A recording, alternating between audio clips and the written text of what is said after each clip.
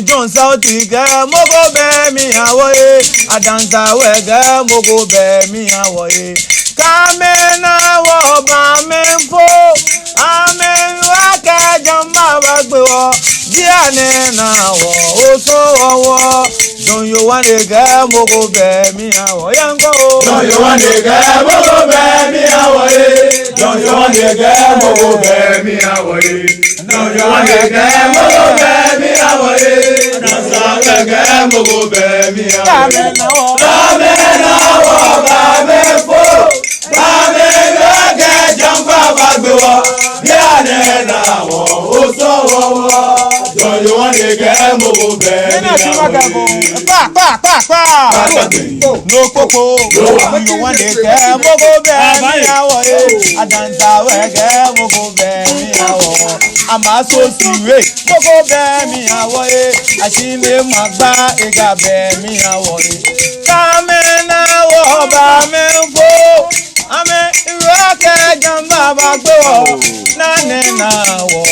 o awo ilege sankege mogo be mi awoye ngo yo wadiga mogo be mi awoye yo wadiga mogo be mi awoye yo wadiga mogo be mi awoye yo wadiga mogo be mi kamena wo ba menfo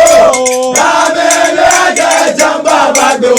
yane na wo o so wo yo wadiga mogo be mi awoye mata bo abomi nege wa ko don yo wan ke mogo be mi awoye plot we mogo be mi awoye